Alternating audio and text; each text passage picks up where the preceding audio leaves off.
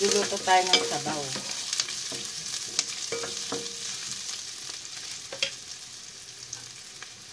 Lagyan na natin ang nasi.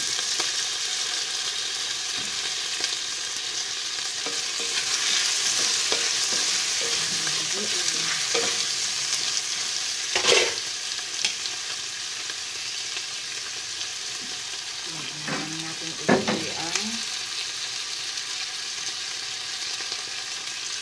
sabaw.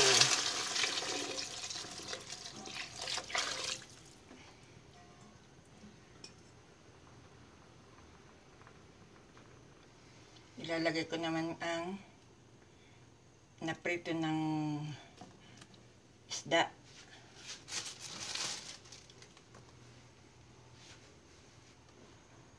Lagyan ko na rin ng salt. Akin mo nang tatakpan at pakuluin. Ilalagay ko na rin ang patatas at carrots. Tatakpan ko na siya hanggang, ayan, hanggang sa ito ay maluto.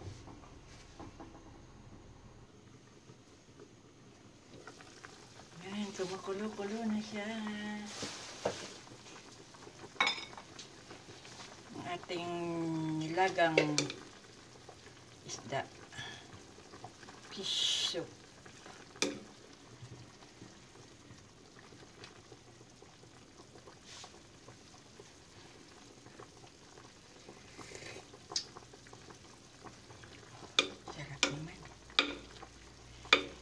Guys, luto na ang ating soup na isda. Thank you for watching.